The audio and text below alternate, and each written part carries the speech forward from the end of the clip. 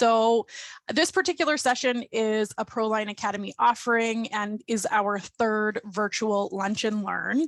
The goal of these Lunch and Learns is to provide our Strata Council members with opportunities to learn from industry experts so that you have a greater depth of knowledge and confidence as you lead your Strata communities. We are very excited and very grateful to be able to present Tony Gioventu, the Condominium Homeowners Association Executive Director. Tony has been with CHOA for a number of years. CHOA is a consumer association in BC with over 200,000 members, comprising strata corporations, owners, and business members who serve the strata industry. We will do our best over the course of the next hour to allow for time for questions. If you do have questions, pop them in the Q&A feature, and we may not be able to get to all of them, but we will do our best. If you need to communicate with us and it isn't a question specifically on the content today, please feel free to use the chat function that goes to the hosts here. And without further ado, I will hand things over to Tony. Thanks so much, Christy, and definitely a pleasure to speak to everyone. I'm always I always marvel at people who attend sessions that deal with Strata Council operations and conflicts, because I know that I'm already speaking to the well-informed and generally well-educated on this topic. So if it gets a little dry for you at times, pop in some juicier, interesting question that we can address as we go along. In dealing with conflicts with council and dealing with conflicts in strata corporations in general, I think that the best solution entirely is to avoid them at all costs. And how we avoid them is by establishing and adhering to practices that meet and comply with reasonable behavior, the Strata Property Act, the bylaws of our corporation. And all of this sounds like really great advice, but we're talking about volunteers. And so it's essential that we step back and we ask ourselves some significant questions when we go through presentations. I think it's helpful for everybody to understand that the role of the Strata Council is very much the role of the Strata Corporation. I'm going to talk about understanding your role, the obligations of the corporation, the types of decisions that are voted on by council, how decisions are made, when council members are in conflict, and then council meetings agenda and minutes, because this seems to be the source of a lot of conflict within strata corporations. So a strata corporation is a legal entity and can do anything a person can do, except get married. But even then, that's actually a possibility, because we do have circumstances where strata corporations amalgamate with other strata corporations to form a larger corporation. So even in that sense, it's possible.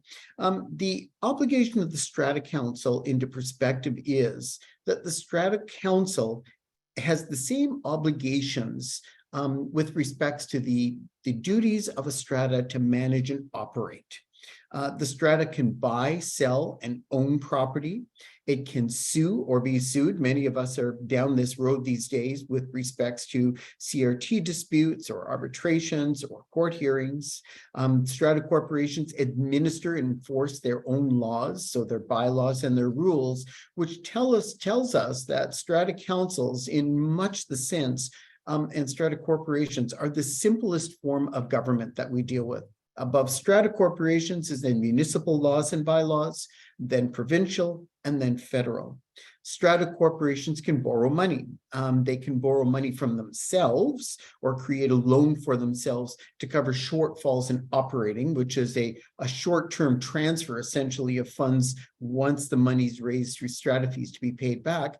But they can also borrow money from third parties. And this could be in the form of a loan on the insurance, for example, to finance the insurance over a one-year period.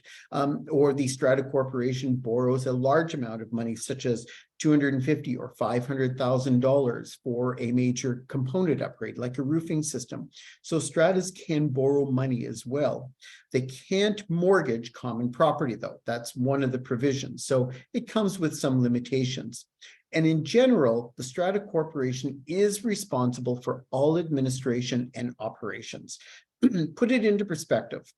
You're a strata council, you're volunteers, but you're also responsible for a multi-million-dollar non-taxable corporation of property that's divided into strata lots, common and limited common property. It's regulated by the Strata Property, the Act, the regulations, and your bylaws. So, think about it, 68 unit mid-rise building in the province, to mid-size apartment building. It probably has an insurable or market value that's close to $38 million. In some areas, it's probably closer to $68 million, depending on the market values of the units. Your annual budget, which is your strata fees and your contributions to your reserves, is going to be $500,000. And depending on how you're planning your reserves and your future renewals, you're probably holding at any given time $1 to $3 million in revenues or assets or special levies. So you're really managing a medium-sized corporation. You step back and you say, all right, if we're managing a medium-sized corporation, we need to operate like a business. We need to ensure that we make sequential, common decisions and that we establish clearly where the authority of decisions come from. The fundamental role of an elected strata council is in Section 26 of the Act. It says, subject to the Act and the regulations, the council must exercise the powers and perform the duties of the corporation, including the enforcement of bylaws and rules. Frequently when I see conflicts that arise in strata communities around bylaws and rules, it's often because one person on strata council has either given themselves or taken control of bylaw enforcement, or the strata council have designated a bylaw or rule enforcement officer. It's one of the most common errors, but strata corporations cannot delegate the enforcement of bylaws and rules to any third party. You must do these as a strata council collectively. You must make decisions on imposing fines or remedies collectively, and you must minute those decisions as well. It's the only way to ensure that there's an equitable and fair application of rules and bylaws, and that the corporation is complying with the legislation.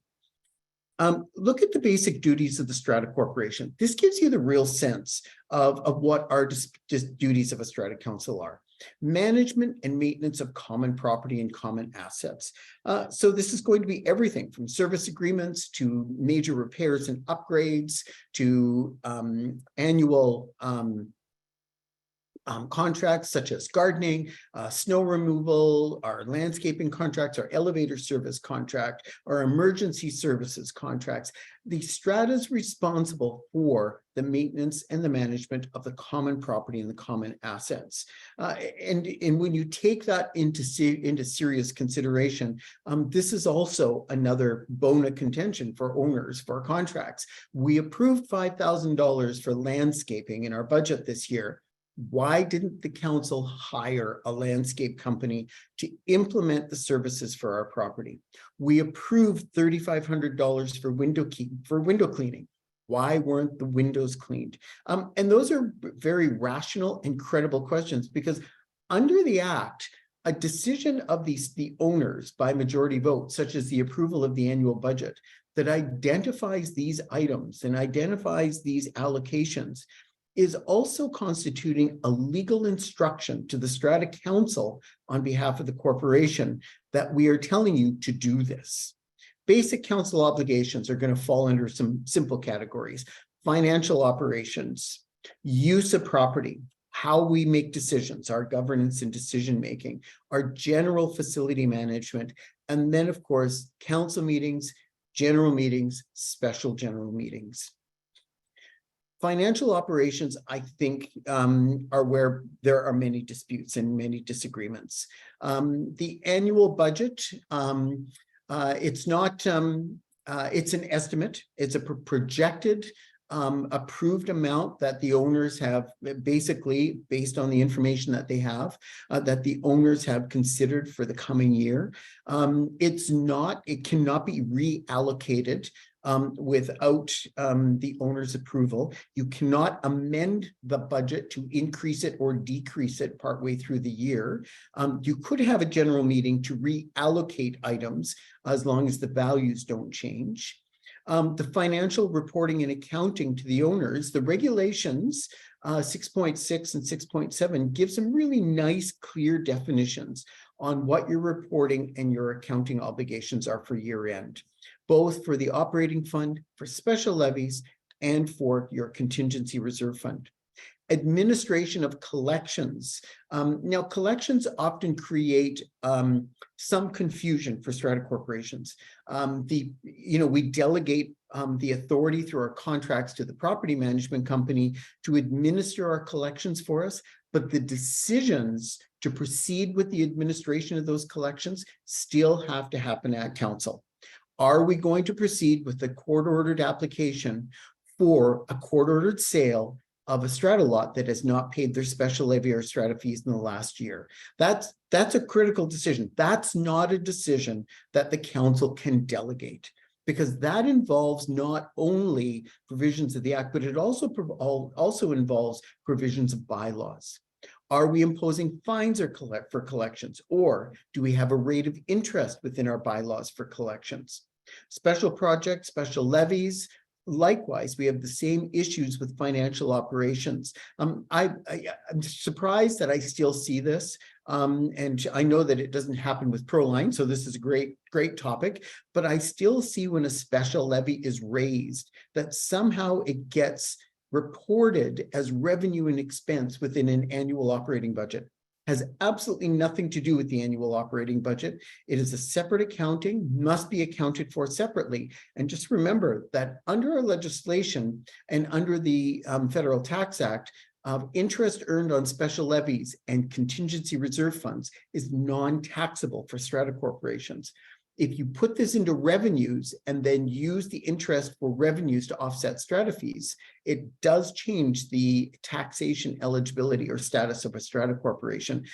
Some strata corporations have been audited as a result of this, albeit they're significant in size in capital management, but it does have an impact. Annual reports and tax filing obligations. So there are 3 tax filing obligations now. The first is strata corporations must file a tax return of their financial report for the year. The second is that they must file a 1044 information disclosure, which also includes disclosure if there are any foreign individuals who are on our strata councils.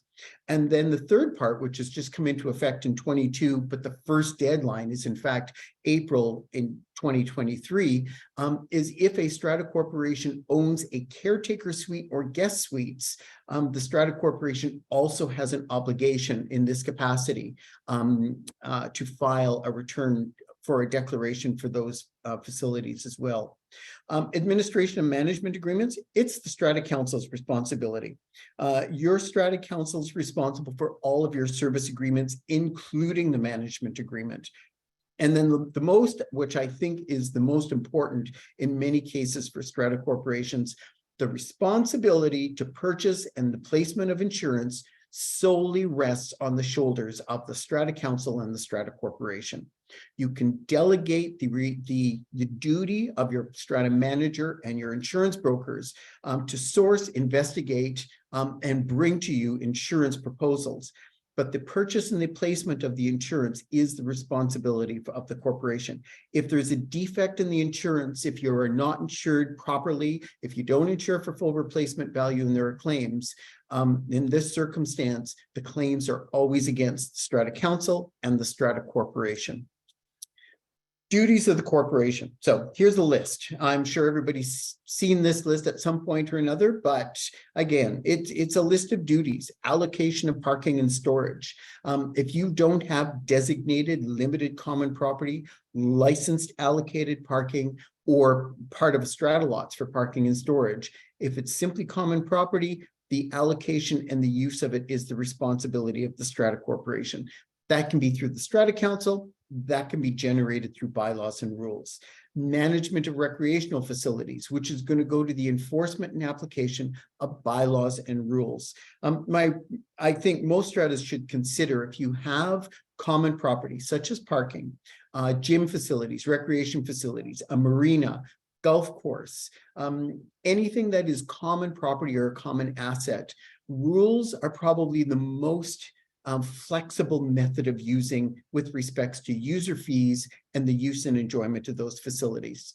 Look closely at them and amend them regularly. We have a few strata councils right now in trouble because they've come into an agreement or impose user fees for owners who are trickle charging their vehicles in their parking garages because they don't have their charging stations installed yet. You cannot charge any user fees unless it's either a rule ratified at a general meeting or a bylaw. So, you know, you need to step back as a strata council and consider, what do we have in our toolbox that helps us to administer, but essentially gives us authority for all of these things. Alteration requests to common property or to strata lots. This is a bylaw enforcement issue. This is not a random issue you can just delegate off to someone. And it's a condition that comes with a lot of consequences. So again, what do your bylaws specifically say with respects to alterations? What kind of agreements do you have? Management of easements and joint use. Easements are present on almost every property, and they may be as simple as a hydro line or a gas line, but they may be much more complicated with respects to shared space or joint use with other strata corporations, or even the most current that we've seen within the last 10 or 15 years. As we see redevelopment of property adjacent to strata communities, you're going to see the need for a development site, the developer, to get an easement and an agreement with your strata corporation, perhaps for access, for a crane to overfly your property, for underpinning to prevent slope shift.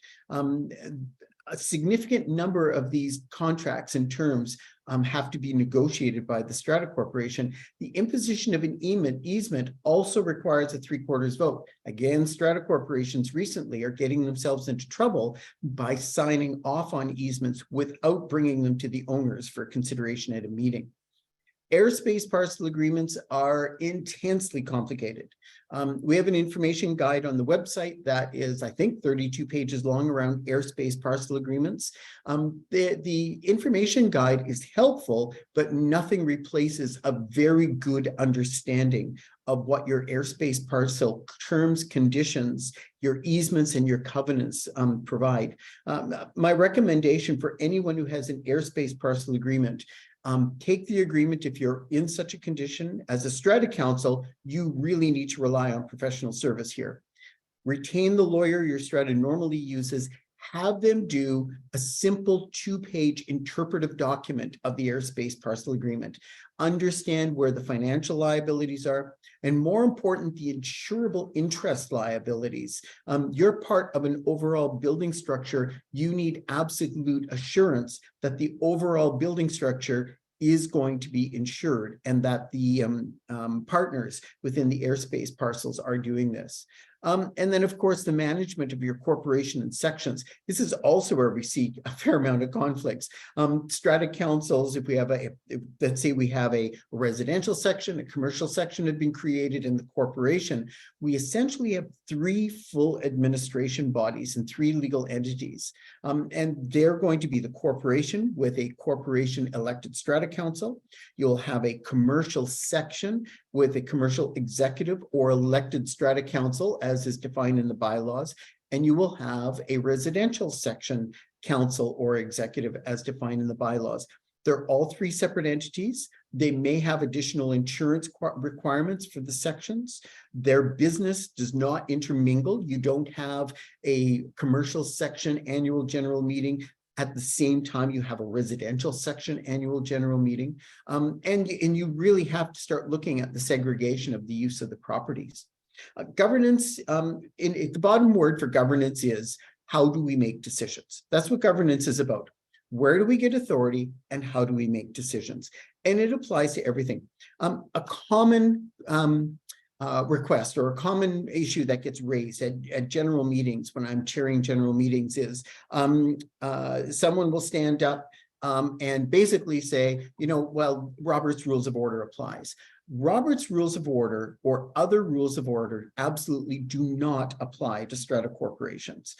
You can use the rules of decorum or the rules of procedure That's reasonable, but the definitions on voting, the definitions on procedures and notice are all significantly different than what the Strata Property Act has. Strata corporations are unique in the sense that the rules of order for strata corporations are in essence the Strata Property Act, the regulations, and the bylaws of the corporation. Those are your rules of order. And that, I think that putting that into perspective keeps it simple.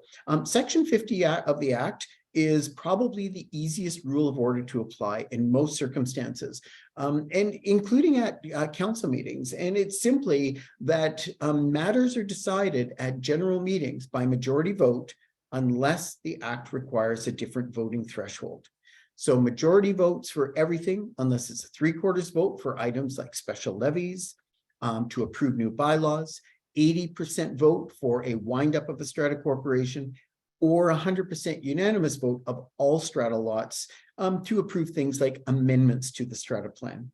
So, so governance within the concept of the strata corporation is entirely isolated within the Strata Property Act, the regulations and the bylaws and the rules of your corporation. The Societies Act does not apply to strata corporations. The Companies Act in British Columbia does not apply to strata corporations. And there is specific language in the Act that defines it does not apply. How we deal with governance really comes down to the ease of management within strata corporations. I was just looking at the Court of Appeal decision this morning from VR 320. It's probably now posted, but this is an issue that occurred in 2021, where a strata corporation did not give proper notice of a special general meeting for a levy. The levy was passed at the meeting. They didn't allow people to attend. They forced people to use a proxy only type attendance at the meeting. The owners challenged this. The Strata Council sought legal advice. Very grateful for that. That was a smart thing to do. The lawyer said, yes, that's correct. You didn't meet the requirements of the Act. Convene another meeting and properly give notice, allow people to attend, pass the levy. They did this, but one person sold from the period of time when the original meeting was held before the second meeting was held. But they attempted to recover or claim the amount from this person for their share of the special levy. Well, the special levy did not get approved until the second meeting, which was the outcome and the decision of the tribunal, which was upheld in the appeals court this week. So, the caution that we have to take around items with respects to general meetings as council members, our resolutions, how they're written, how that information is conveyed is absolutely essential as we go forward.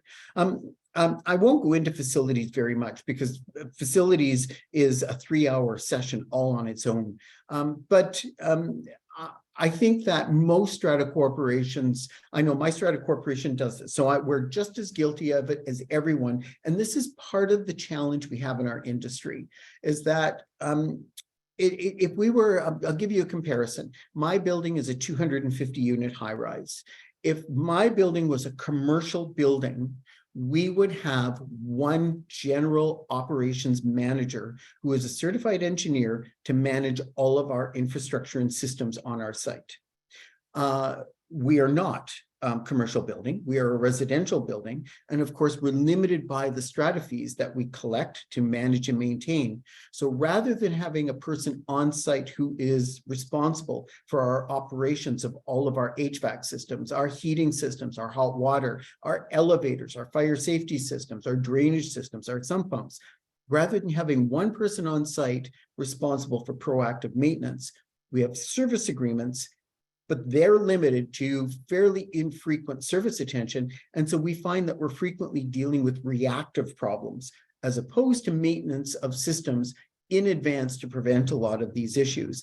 And it's a manageable system, but it's frequently how most strata corporations function.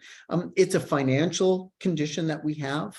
And it's also very much the way our systems were set up from the very first day when we took over from development. So So an operations planning system where we get into a checklist so that we as Strata Council can identify clearly what's being done every month, who did it, when's the next cycle of maintenance and renewals. Just to give you a little remedy of how we're solving some of these problems, we've actually retained a consultant who now oversees our elevator service contracts and our mechanical systems contracts to ensure that the work is actually performed every month. They do a superb job. They scrutinize all of the service work that's done for us as Strata Council. And I have to say that since we've done this about 18 months ago, we've reduced our reactive problems by about 90%.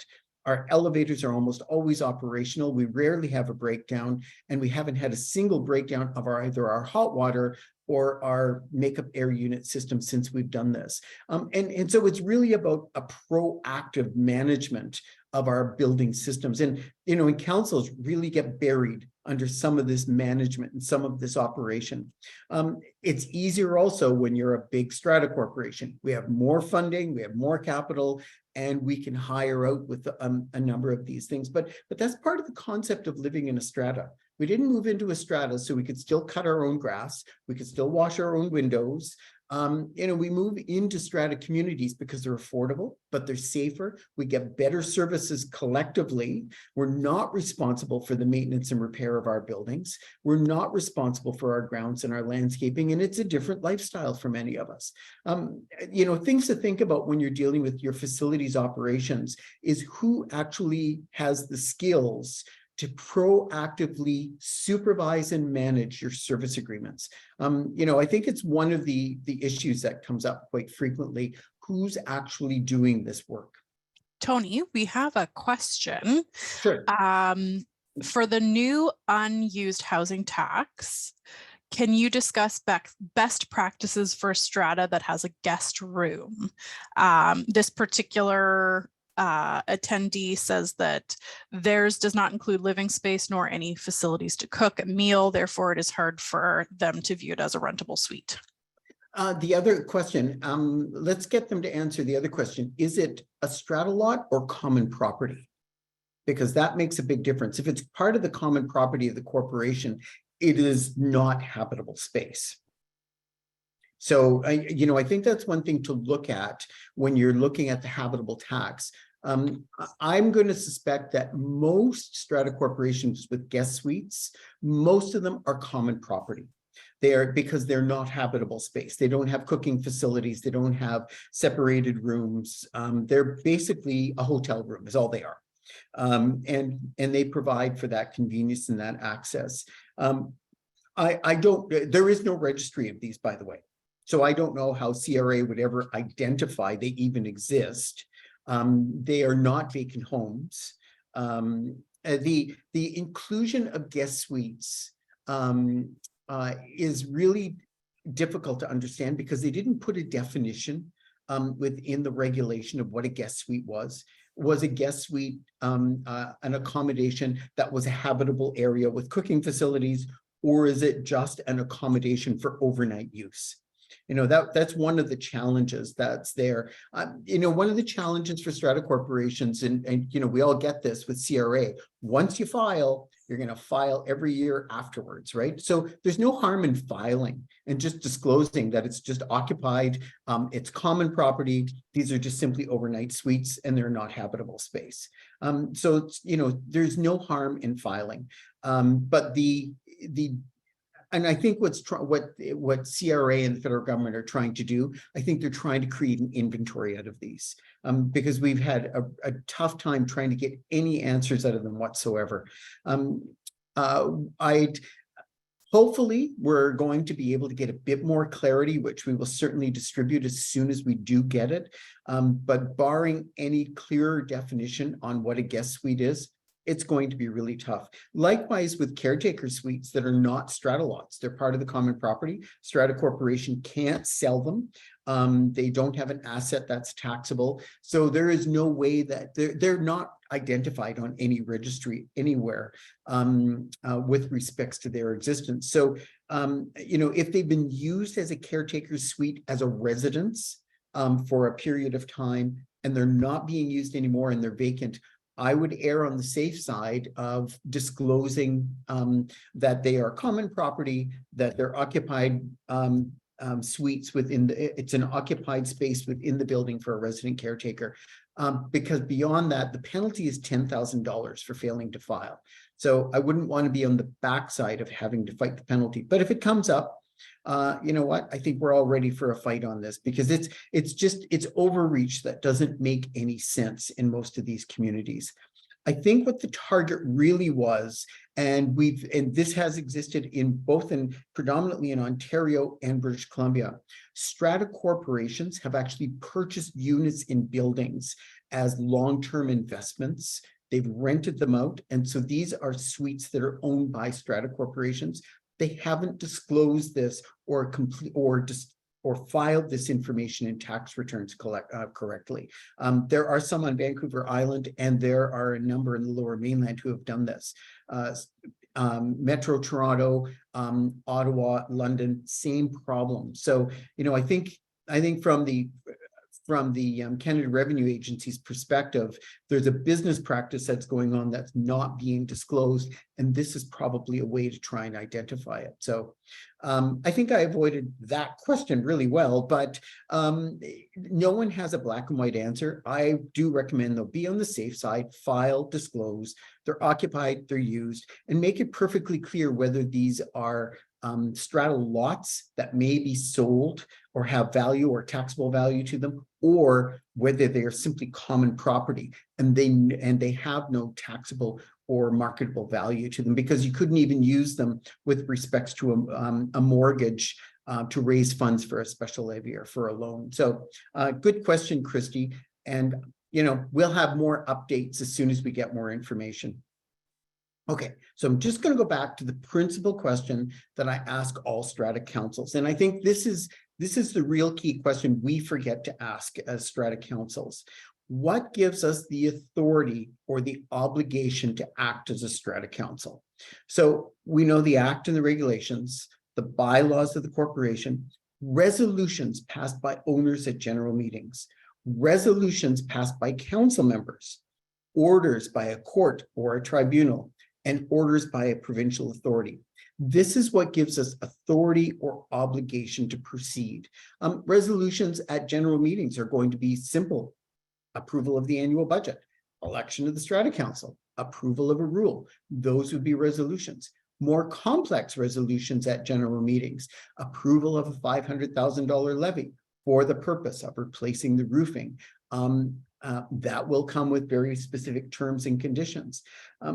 I had a long discussion a few weeks ago with a property manager where the strata's in dispute over a special levy that was passed, I think it was 3 years ago, and the strata corporation never published the resolutions that were approved in the minutes of the meeting.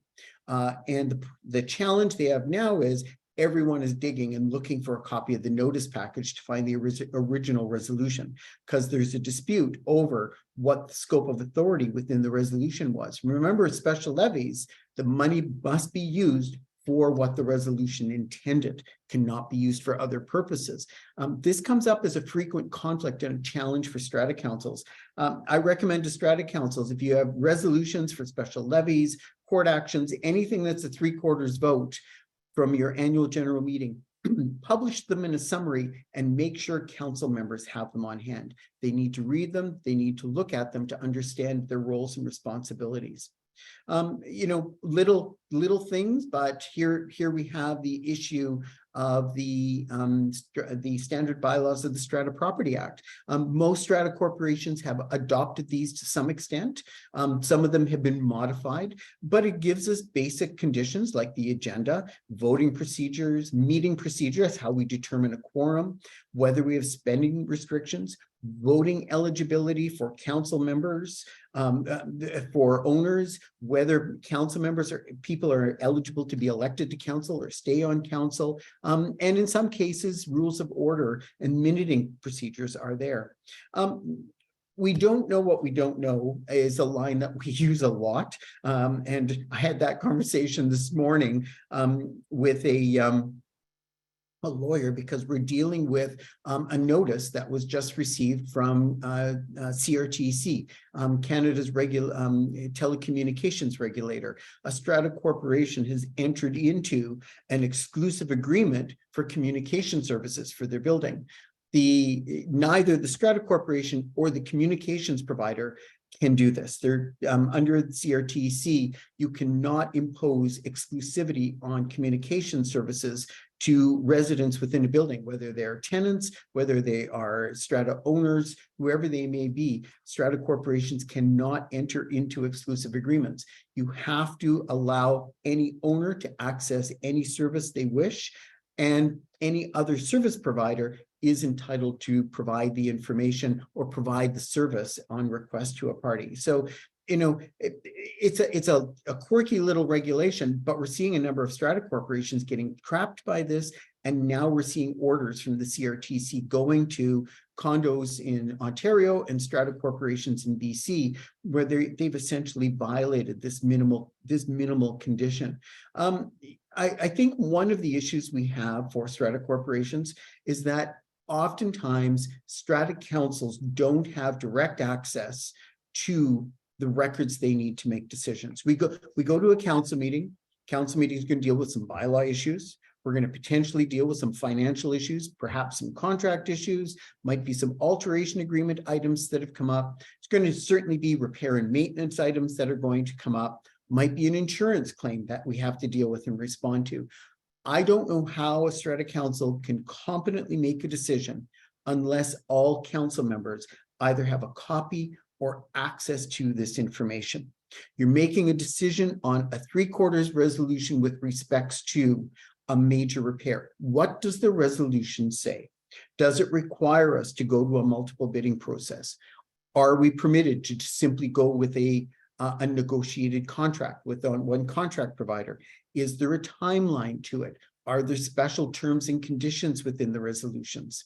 When you're approving repairs and special levies, these are absolutely critical. We're enforcing a bylaw with respects to a matter relating to parking. How do you know what you're enforcing if you don't look closely at the bylaw itself? And again, a growing problem that we have is that, you know, how you have access. There are two ways of having access. First step is people come with their laptops or their iPads, and there's a portal where people can look at this. Or one person in the room has a projector and everybody looks at the screen and they can see the bylaw. We can talk it through, figure out what the issue is. And then the other solution is everybody has operations binders. Christy, you have a question coming up. I do. So we have another attendee that has asked, is it possible to have a special levy to simply increase the CRF? Okay, so can we have a special levy to increase the CRF? It's not impossible, let's put it that way, but the challenge is, how do you comply with Section 108 of the Act? Because it sets out some very specific conditions around time period, terms and reference. So if you're going to do this, my strong recommendation is make sure you have legal counsel write that resolution so they can tackle and deal with all of the Section 108 issues. And the reason being is if the money is not used for the purpose it was intended, what you end up having is a refund situation, and any vendor can then, after the fact, drag your strata into the tribunal or into the courts to claim some sort of compensation or refund. I don't know why a strata corporation, though, would want a special levy to go into the CRF when it's a 3/4 vote, and it's going to be a single one-time payment or 2 or 3 payments, when you can actually make it part of the annual budget. It's only a majority vote, and the payments are spread out over 12 months.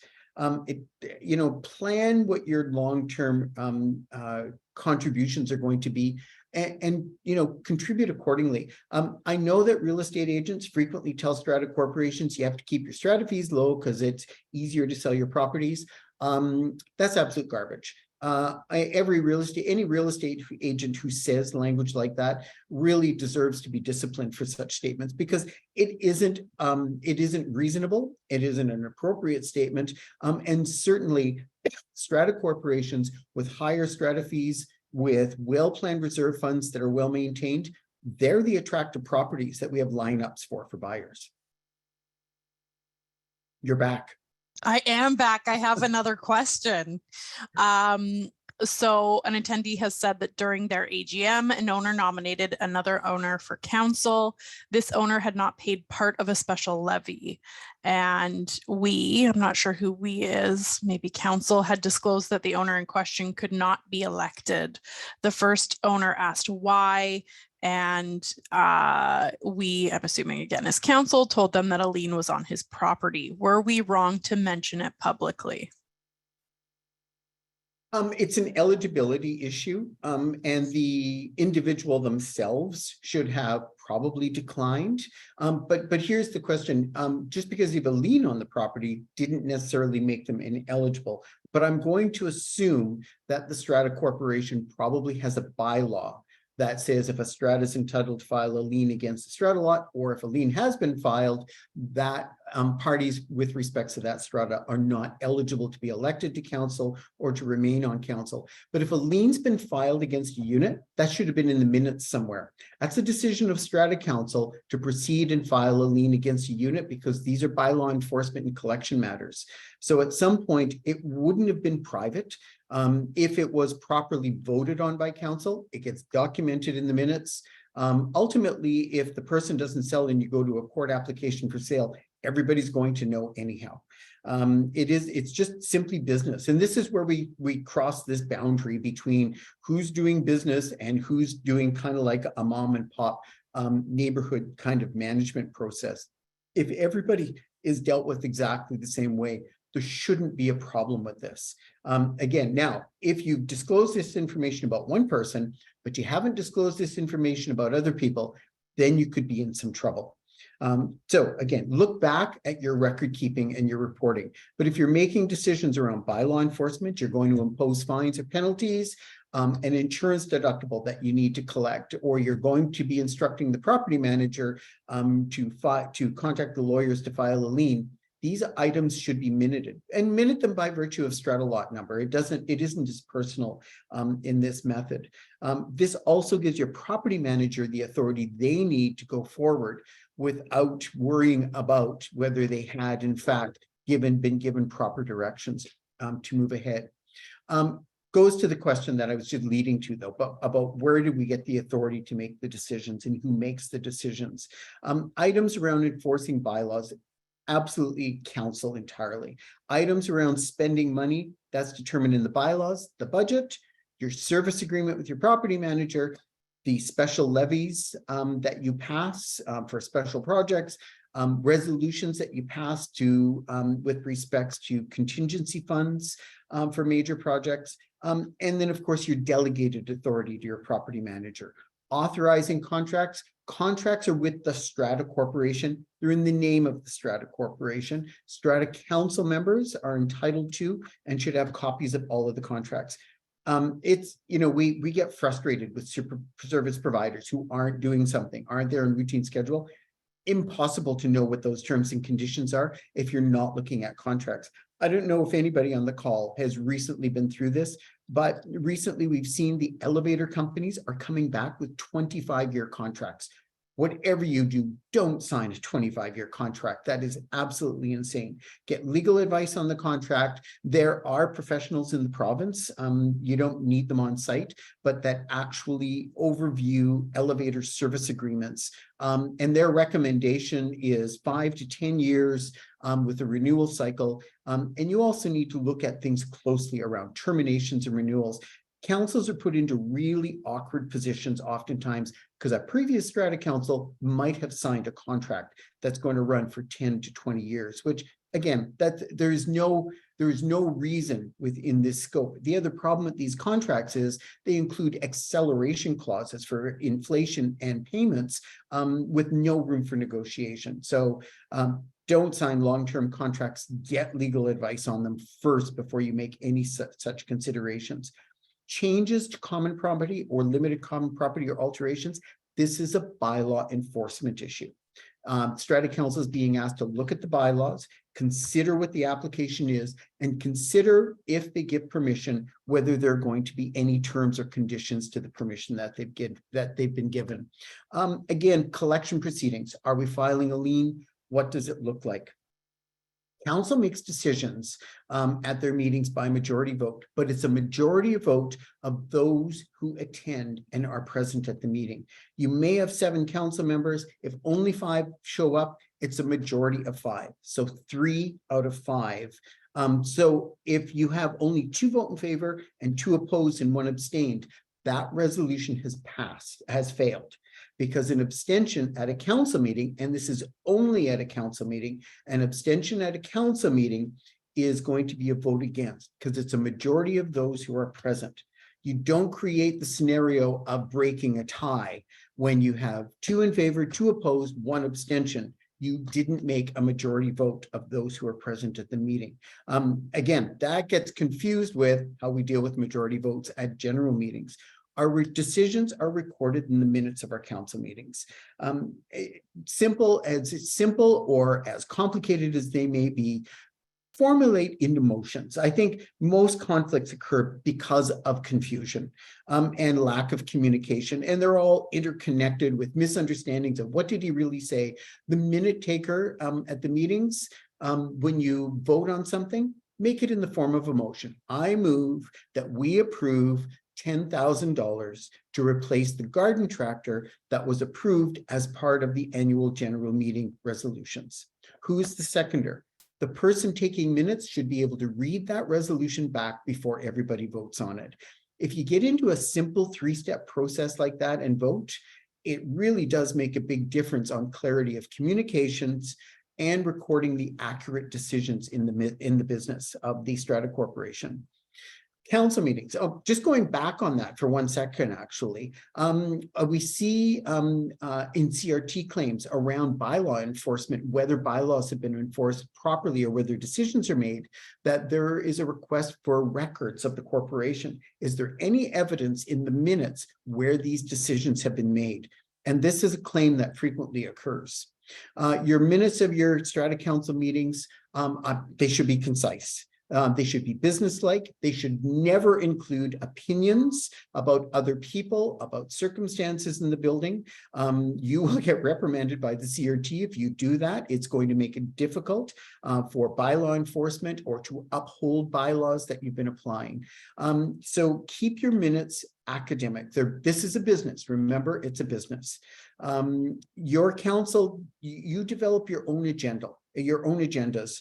There is no draft agenda, and the agenda is basically established by the council members themselves leading up to the meeting. A nice practice is a routine for scheduled meetings. We have our meeting on the last Tuesday of every month. The president of council, who unfortunately is me right now, but that's hopefully going to change. All the council members, I send off a notice to everybody. Do you guys have additional agenda items for the meeting? This is what we have so far. I give it to the property manager, and a few days before, the manager sends out the notice showing the agenda with the relevant attached items that we need to be able to discuss the matter. Council members can call, any council member can call a meeting. It does not have to be in writing. Meetings can be held in less than a week if all members consent or if it's an emergency. The other thing is, if a council can give notice of a meeting, nobody else on council can say, no, you can't. Any council member may call a council meeting by giving 1 week's notice. It doesn't get blocked by somebody else just because they don't want a meeting. Council members also have to inform the owners of meetings, because we have this provision in the standard bylaws that owners are entitled to participate. If you have an electronic meeting, you're going to have a Zoom link. If you have to inform the owners of the meeting. This doesn't mean give notice, by the way. Inform means you post it on the website or on the Strata's website, or you post it in the previous minutes when the next council meeting is going to be, or you might have a bulletin board or an elevator notice. This is how you inform owners of meetings. This is, owners are entitled to attend most parts of the meetings as observers. You can conduct meetings electronically, but again, it requires everybody enabled to participate and communicate. Email meetings are not electronic meetings. This is a confusion we go through quite often. Strata councils have become very, very relaxed about making decisions by email. Everyone is guilty of it, but the difficulty is there's no discussion or scrutiny over what's being proposed.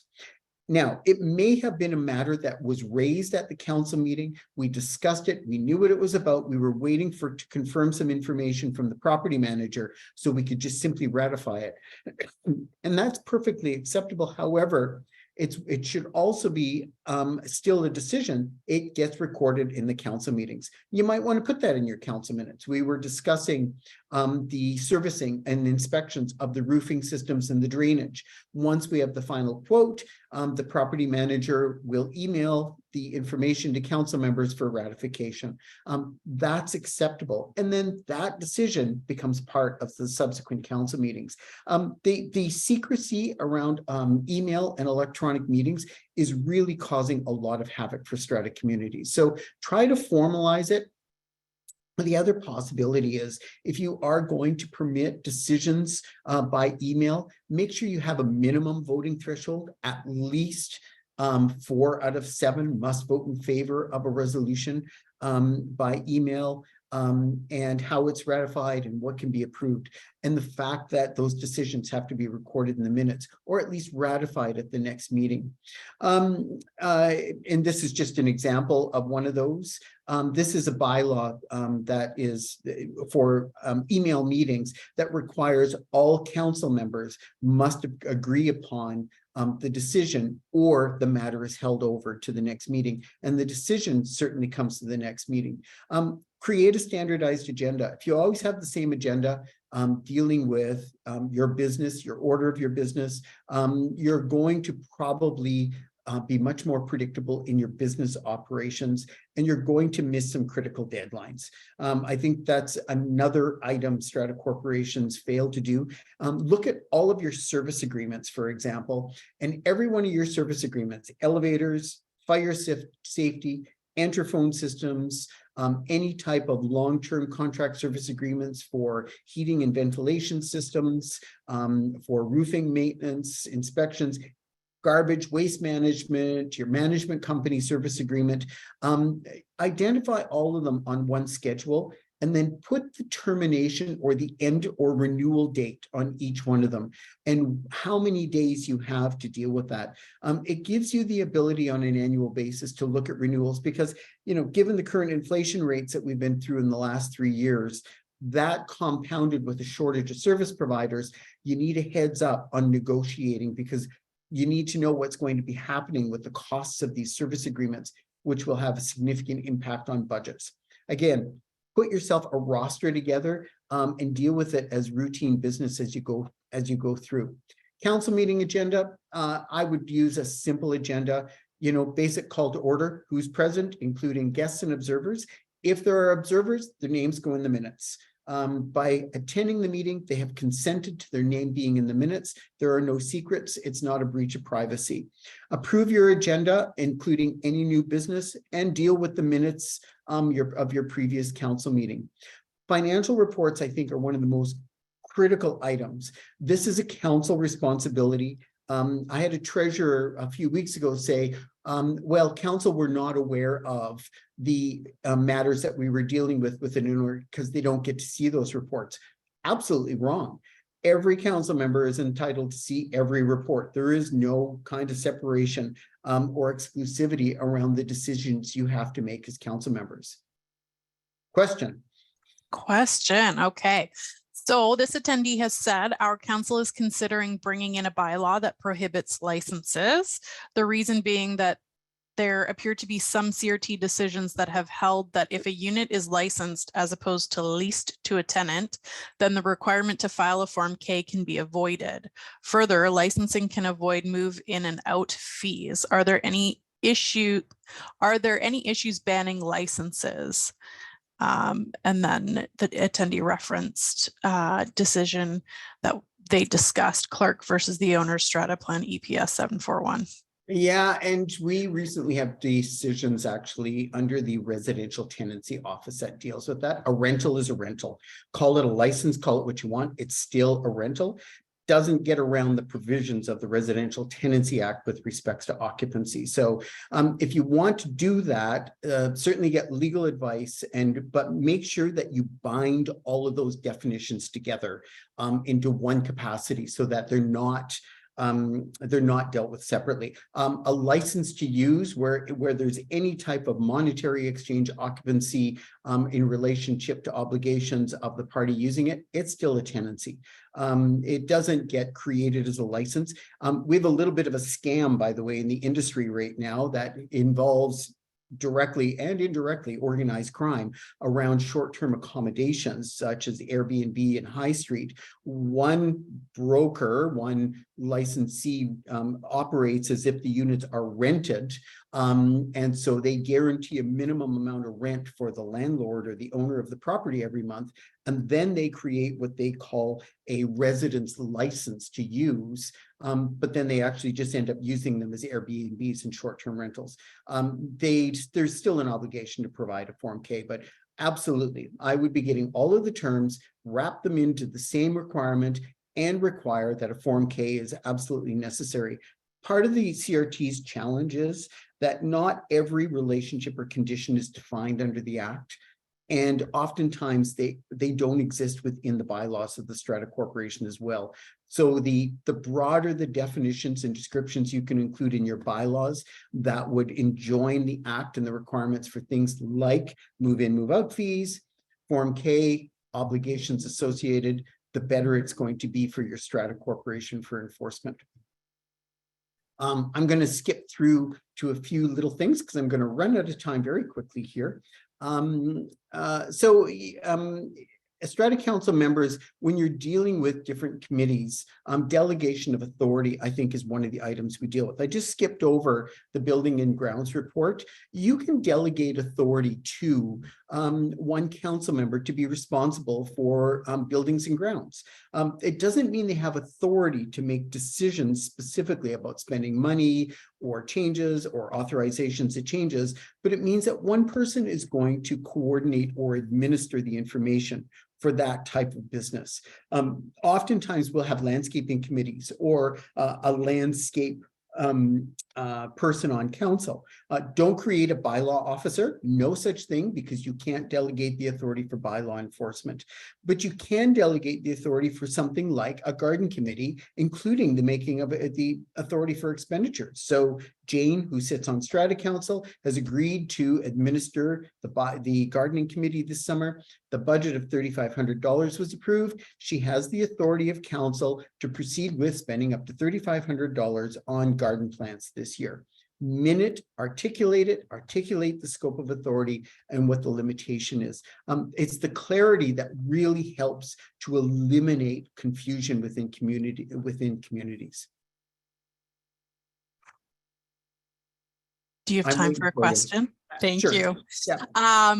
So we had a question come up with regards to the calling of a council meeting. A council member called to have a meeting take place. Only one other council member could attend.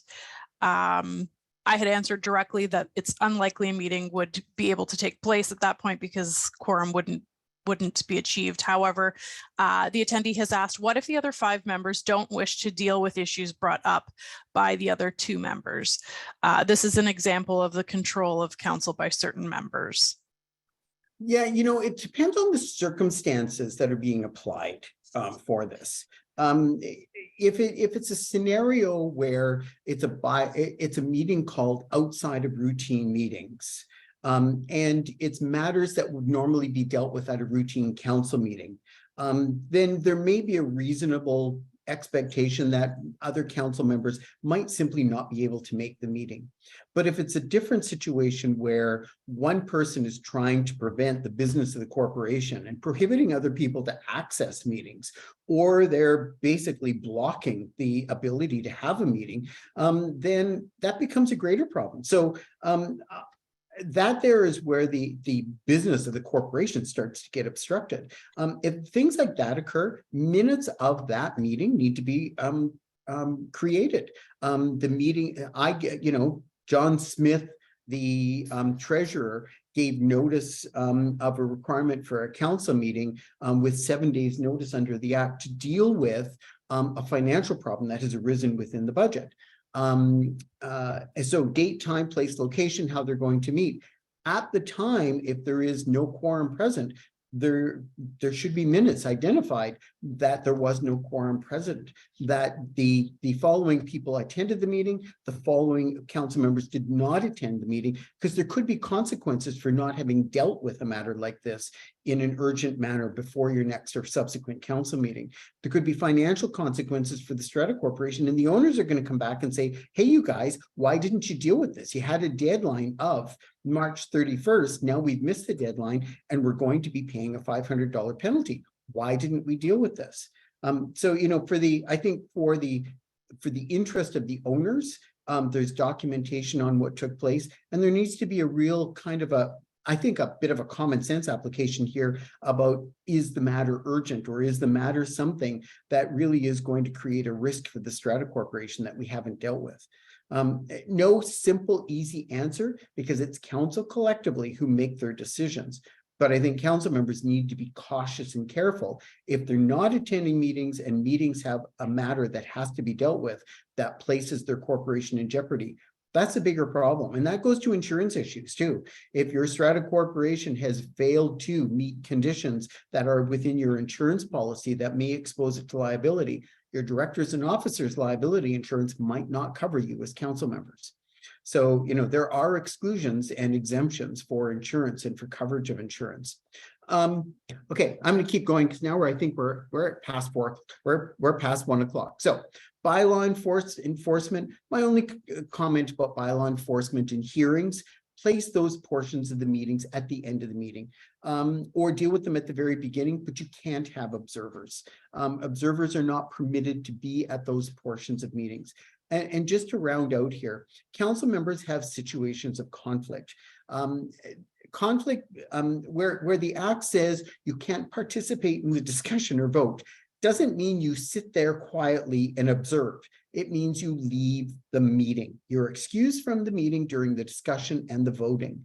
And make sure that you minute this, both for the protection of the owners and for the Strata Council, and whether the interest is direct or indirect. And there's lots of examples of this. As a council member, if I had submitted a request to council to alter my strata lot or common property, it would be like a hearing format. I would submit it. I would talk to council, maybe request a hearing officially, say what my request is, and then I leave the meeting while council considers what they're going to do about this. Same thing as a bylaw or a rule complaint, or someone has filed a complaint against a council member. Or my company, I own a company that has an interest in negotiating contract services with the Strata or employment. Or I'm a council member and I'm a contractor or an employee of the corporation. These are all examples where conflicts exist, where we really have to separate ourselves away from the issues that occur. We really pave the way for conflict where we don't report decisions. We're not reporting them. We're not voting on them. It becomes casual. People then go back and say, so what did we decide? What happened? Accurate motions recorded in minutes will make a huge difference to your meetings. Single council members that exercise any kind of bylaw or rule enforcement doesn't happen. If you have a council member who has, and they're out there, we've been dealing with them. You have a council member who's created a penalty book, their own little ticketed fines, and they leave them at people's units or on their cars. That's just going to get you into deep trouble. And it's not the way bylaws are being enforced. You have to enforce and administer bylaws under Section 135 of the Act. You have to give notice of a complaint. You have to advise the parties that they're entitled to respond in writing or request a hearing. And they may do either or both. If they request a hearing, you have to give them a written response within 7 days of the hearing. And if you impose a fine or a penalty, you have to give them notice of the fine or the penalty as well. And the other thing is that bylaws have to be applied equitably and fairly to everyone under all circumstances.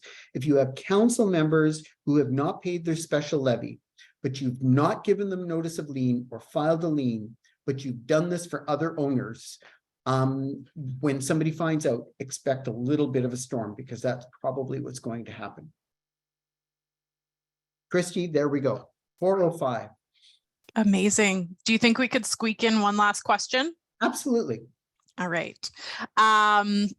So this attendee says, in our strata, all of the parking, including owner parking, is common property. The developer leased the parking to the Strata Corporation, which we have deemed developer parking company. Developer parking company then assigned its rights to owners as units were purchased.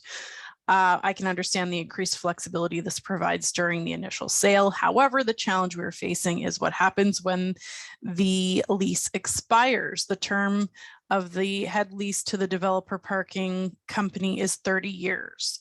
Our understanding is that all the parking will revert to shared common property. We are considering either trying to convert the parking to limited common based on the current assignment.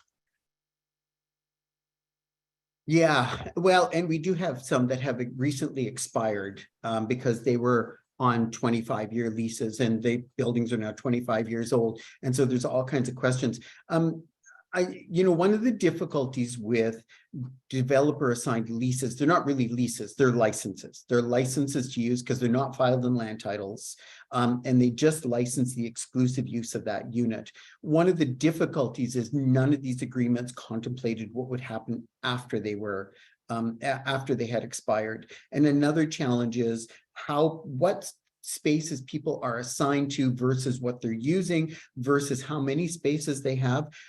It just seems to be, it changes over time as units are sold and conveyed and transferred. And that also gets really confusing. If the corporation can establish and get copies of all of the assignments that were created originally, it makes it much easier to administer as you go into the future. If you're going to assign additional designations. So if you're going to convert them to common property, you need to look at how this is going to be done fairly. Just because somebody was assigned 2 parking spaces, 78 and 79, for a 2-bedroom unit, doesn't mean that everyone in 2-bedroom units got 2 parking spaces. And the other side of this is because there are leases or licenses that were created, they're still common property. They just were designated for exclusive use for the 25-year period. So I think the person is right. They're going to revert back to common property. So now the challenge is going to be, how do you fairly distribute the parking after the period of the lease is up, and administer it as you move forward? I don't know what the magic answer is. I would hope that the Strata Corporation can come up with a parking plan that the owners by 3/4 vote would be able to agree to file as limited common property. Make sure that you have a sketch plan. For parking, it generally doesn't have to be a measured or surveyed plan, but a sketch plan that clearly identifies and shows all of the parking allocations that relate to the strata plan itself. In some cases, parking was used as an incentive. Additional parking was used as an incentive for the sale of a strata lot. So there wasn't any specific value to it. But in other cases, buyers may have paid $5,000, $25,000, or $50,000 for these exclusive allocations of parking spaces, which someday might expire. So there can be some perceived value for them at some point. But again, this is one of those circumstances where I think some really sound legal advice would be important to start planning. And as it's coming closer, start planning for how you're going to deal with this now before you create a parking war in your community. Parking wars are not fun. Fantastic. Thanks, Tony. All right, so that does it for the questions that we have seen submitted. I'd like to take this opportunity to thank Tony for presenting today, as well as to thank everyone in attendance. It's a pleasure. Thanks so much, Christy. I'm glad to join in and glad to help you guys out anytime. Wonderful. Everyone enjoy the rest of your day.